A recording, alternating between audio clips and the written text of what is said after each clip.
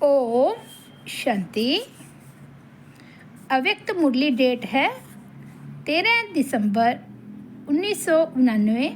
मुरली की हेडलाइन है दिव्य ब्राह्मण जन्म के भाग्य की रेखाएं।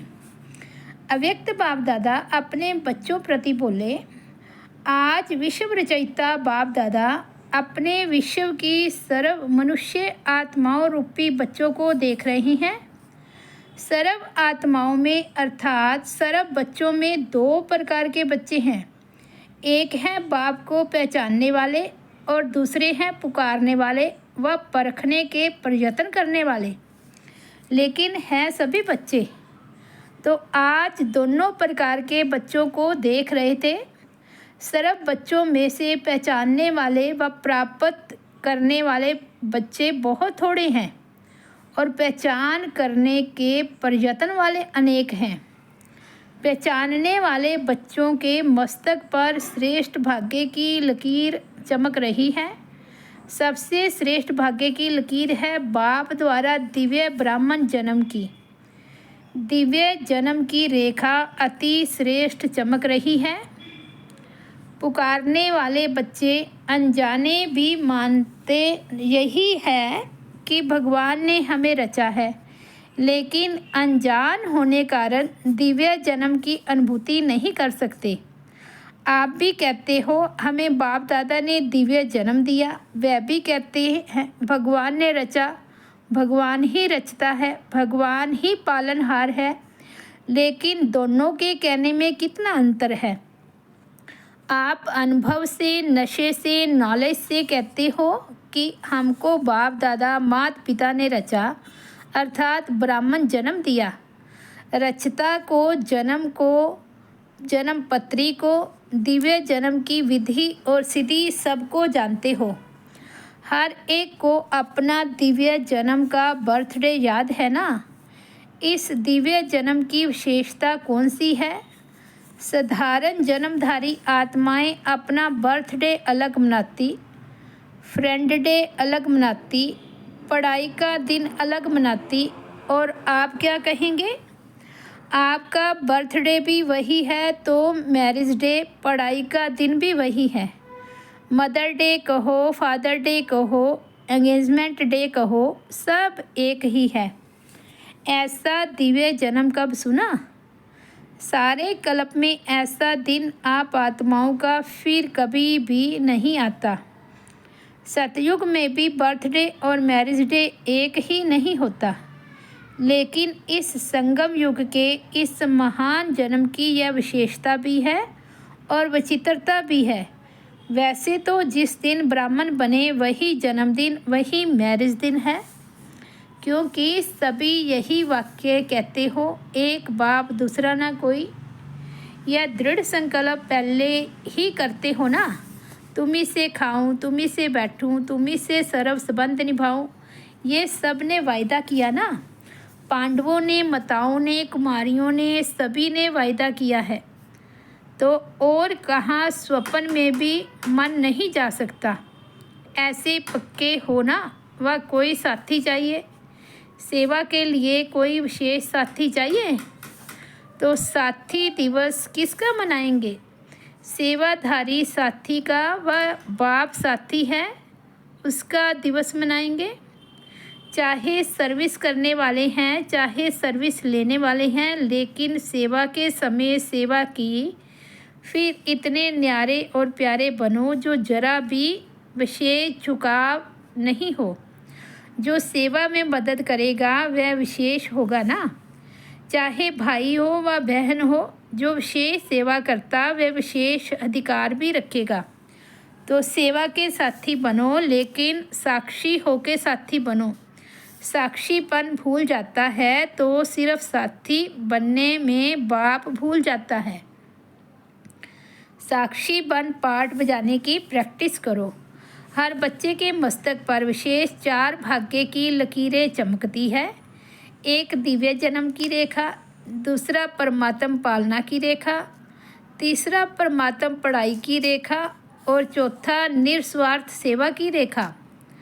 सभी के मस्तक में चारों ही भाग्य की रेखाएं चमक रही हैं, लेकिन चमक में और सदा एक रस वृत्ति को प्राप्त करने में फर्क होने कारण चमक में अंतर दिखाई देता है। आदि से अब तक चारों ही रेखाएं सदा यथार्थ रूप से चलती रहे, वह बहुत थोड़ों की है। बीच बीच में कोई ना कोई बात में भाग्य की लकीर या तो खंडित होती है व चमक कम होती है, स्पष्ट नहीं होती। जैसे हस्त रेखाएं भी देखते हैं ना, कोई की खंडित होती, कोई की एक रस होती, कोई की स्पष्ट होती और कोई की स्पष्ट नहीं होती। बाप दादा भी बच्चों के भाग्य की रेखा को देखते रहते हैं। दिव्य जन्म तो सभी ने लिया, लेकिन दिव्य जन्म की रेखा खंडित होती व स्पष्ट नहीं होती, क्योंकि अपने जन्म के धर्म में अखंड नहीं चलता तो उनके भाग्य की लकीर खंडित होती। धर्म क्या है, कर्म क्या है, उसको तो जानते हो ना। ऐसे ही परमात्म पालना में भी सभी ब्राह्मण चल रहे हो, चाहे समर्पित हो चाहे प्रवृत्ति में हो, लेकिन बाप के डायरेक्शन से चल रहे हो। प्रवृत्ति वाले क्या कहेंगे, अपना कमाया हुआ खाते हो व बाप का खाते हो। बाप का खाते हैं ना, क्योंकि अपना सब कुछ बाप को दे दिया तो बाप का ही हुआ ना। चाहे कमाते भी हो, लेकिन कमाया हुआ धन बाप के हवाले करते हो या अपने काम में लगाते हो। ट्रस्टी हो ना, ट्रस्टी का अपना कुछ नहीं रहता। गृहस्थी में अपनापन होता है। ट्रस्टी अर्थात सब कुछ बाप का है। अपने हाथ से खाना बनाते हो तो भी समझते हो ना, ब्रह्मा भोजन खा रही हैं। पहले भोग किसको लगाते हो, बाप को अर्पण करते हो ना। अर्पण करना अर्थात बाप का खाना। ब्रह्मा भोजन खाते हो, चाहे बच्चों के अर्थ भी लगाते हो, वह भी डायरेक्शन अनुसार लगाते हो। जैसे समर्पित बहनें व भाई भिन्न भिन्न कार्य में तन मन भी लगाते तो धन भी लगाते हैं, ऐसे प्रवृत्ति में रहने वाले भी चाहे तन लगाते चाहे धन लगाते, बाप की श्रीमत प्रमाण ही अमानत समझ कार्य में लगाते हो। ऐसे करते हो ना। अमानत में खयानत अर्थात मनमत तो नहीं मिलाते हो ना। तो परमात्म पालना सब ब्राह्मण आत्माओं को मिल रही है। पालना की जाती है शक्तिशाली बनाने के लिए। माँ की पालना का प्रत्यक्ष रूप क्या होता, बच्चा शक्तिशाली बनता है। तो ब्रह्मा माँ की पालना द्वारा सभी मास्टर सर्वशक्तिवान बने हो, लेकिन कोई बच्चे सदा शक्तियों को कार्य में लगाते और कई बच्चे प्राप्त शक्तियों को अर्थात पालना को कार्य में नहीं लगाते, अर्थात पालना को प्रैक्टिकल में नहीं लाते। इसलिए श्रेष्ठ पालना मिलते हुए भी कमज़ोर रह जाते हैं और भाग्य की लकीर खंडित हो जाती है। ऐसे ही पढ़ाई की लकीर, पढ़ाई का एम ऑब्जेक्ट ही है श्रेष्ठ पद को प्राप्त करना। शिक्षक बाप पढ़ाई सबको एक ही पढ़ाता, एक ही समय पर पढ़ाता, लेकिन जो श्रेष्ठ ब्राह्मण जीवन का व पढ़ाई का पद अथवा नशा है वह सबको एक जैसा नहीं रहता। फरिश्ता सो देवता स्टेटस को सदा स्मृति में नहीं रखते, इसलिए भाग्य की लकीर में अंतर पड़ जाता है। ऐसे ही सेवा की लकीर, सेवा की विशेषता है जो ब्रह्मा बाप ने साकार रूप में अंतिम वरदान रूप, ऐसे ही बाबा कहते सेवा की विशेषता है जो ब्रह्मा बाप ने साकार रूप में अंतिम वरदान रूप में स्मृति दिलाई। निराकारी, निर्विकारी और निरहंकारी। निराकारी स्थिति में स्थित होने के बिना किसी भी आत्मा को सेवा का फल नहीं दे सकते, क्योंकि आत्मा का तीर आत्मा को लगता है। स्वयं सदा इस स्थिति में स्थित नहीं है तो जिसकी सेवा करते वह भी सदा स्मृति स्वरूप नहीं बन सकते। ऐसे ही निर्विकारी, कोई भी विकार का अंश अन्य आत्मा के शूद्र वंश को परिवर्तन कर ब्राह्मण वंशी नहीं बना सकता। उस आत्मा को भी मेहनत करनी पड़ती है, इसलिए मोहब्बत का फल सदा अनुभव नहीं कर सकते।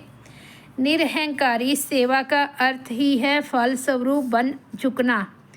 बिना निर्माण के निर्माण अर्थात सेवा में सफलता नहीं मिल सकती।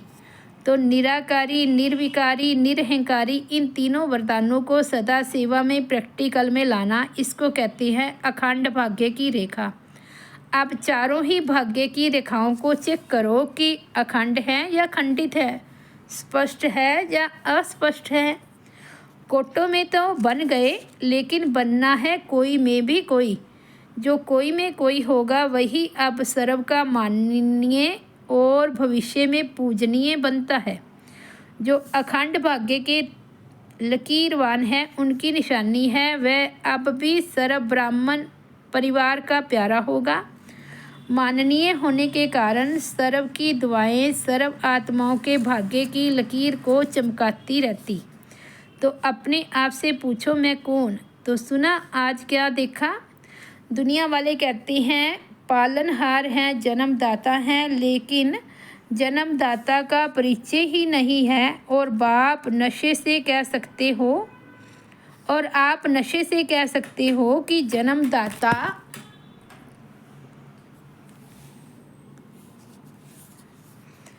बाबा कहते आप नशे से कह सकते हो कि जन्मदाता परमात्मा कैसे है, पालनहार परमात्मा कैसे है। ब्रह्मा माँ की पालना भी मिल रही है और बाप की श्रेष्ठ मत पर योग्य आत्माएं बन गए। बाप बच्चों को योग्य बनाता है और माँ शक्तिशाली बनाती है। दोनों अनुभव है ना।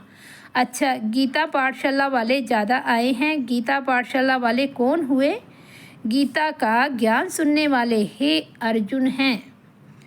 अर्जुन समझकर गीता ज्ञान सुनते हो ना। अर्जुन दूसरा है, मैं अर्जुन हूँ, ये समझते हो। सदैव ये अनुभव करके सुनो, मैं अर्जुन हूँ, मुझे विशेष भगवान गीता का ज्ञान सुना रहा है। गीता पाठशाला वाले तो सबसे नंबर 1 निकल जाएंगे। इस विधि से सुनो तो आगे चले जाएंगे। टीचर्स को बिजी रहने के लिए गीता पाठशालाएँ अच्छी हैं। गीता पाठशाला चक्रवर्ती भी बनाती, बिजी भी रखती, वृद्धि भी अच्छी होती, मेहनत कम लेते हैं, मददगार ज़्यादा बनते हैं। बलिहारी तो गीता पाठशाला वालों की है ना, इसलिए गांव वाले बाप को प्यारे लगते। बड़े स्थानों पर माया भी बड़े रूप की आती है। गांव वालों को माया भी गांव वाली आती है, इसलिए बहुत अच्छे हो गांव वाले। ज़्यादा संख्या कहाँ की है, लेकिन अभी तो सभी मधुबन निवासी हो। सभी टीचर्स पर परमानेंट एड्रेस कौन सी है? मधुबन है ना। वह दुकान है, यह घर है। ज़्यादा क्या याद रहता है, घर या दुकान? कोई कोई को दुकान ज़्यादा याद रहती है। सोएंगे तो भी दुकान याद आएगी। आप लोग जहाँ चाहो बुद्धि को स्थिर कर सकते हो। सेवा केंद्र पर रहते भी मधुबन निवासी बन सकते हो और मधुबन में रहते भी सेवाधारी बन सकते हो। यह अभ्यास है ना। सेकंड में सोचा और स्थित हुआ। ये है टीचर्स की स्थिति की विशेषता। बुद्धि भी समर्पित है ना, या सिर्फ सेवा के लिए समर्पित हो? समर्पित बुद्धि अर्थात जहाँ चाहे जब चाहे वहाँ स्थित हो जाए, ये विशेषता की निशानी है। बुद्धि सहित समर्पित ऐसे होना, या बुद्धि से आधे समर्पित है और शरीर से सारी है। कोई कोई टीचर्स भी चाहती है योग में बैठते हैं तो आत्म अभिमानी होने बदले सेवा याद आती है, लेकिन ऐसा नहीं होना चाहिए, क्योंकि लास्ट समय अगर अशरीरी बनने की बजाय सेवा का भी संकल्प चला तो सेकंड के पेपर में फेल हो जाएंगे। उस समय सिवाय बाप के निराकारी, निर्विकारी, निरहंकारी और कुछ याद नहीं। ब्रह्मा बाप ने अंतिम स्टे यही बनाई ना, बिल्कुल निराकारी। सेवा में फिर भी साकार में आ जाएंगे। इसलिए यह अभ्यास करो, जिस समय जो चाहे वह स्थिति हो, नहीं तो धोखा मिल जाएगा। ऐसे नहीं सोचो सेवा का ही तो संकल्प आया, खराब संकल्प विकल्प तो नहीं आया। लेकिन कंट्रोलिंग पावर तो नहीं हुई ना। कंट्रोलिंग पावर नहीं तो रूलिंग पावर आ नहीं सकती, फिर रूलर बन नहीं सकेंगे। तो अभ्यास करो, अभी से बहुत काल का अभ्यास चाहिए, इसको हल्का नहीं छोड़ो। तो सुना टीचर्स को क्या अभ्यास करना है? तब कहेंगे टीचर बाप को फॉलो करने वाली हैं। सदा ब्रह्मा बाप को सामने रखो और 3 वरदान याद रखो और फॉलो करो। ये तो सहज है ना। ये अंतिम वरदान बहुत शक्तिशाली है। इन 3 वरदानों को अगर सदा स्मृति में रखते प्रैक्टिकल में आओ तो बाप के दिल तखत और राज्य तखत के अधिकारी जरूर बनेंगे। अच्छा, सर्व बाप समान सदा नॉलेजफुल पावरफुल बच्चों को सदा भाग्य विधाता द्वारा श्रेष्ठ भाग्य की स्पष्ट रेखाओं वाले भाग्यवान बच्चे, सदा बाप समान 3 वरदान प्राप्त हुए विशेष आत्माओं को, सदा ब्राह्मण जन्म की पालना और पढ़ाई को आगे बढ़ाने वाले ऐसे अखंड भाग्यवान बच्चों को बाप दादा का याद प्यार और नमस्ते। हम रूहानी बच्चों की रूहानी बाप दादा को याद प्यार, गुड मॉर्निंग और नमस्ते। तो ये थे बाबा के 1969 के अव्यक्त महावाक्य। डेट है 13 दिसंबर 1969। दिव्य ब्राह्मण जन्म के भाग्य की रेखाएं। ओम शांति।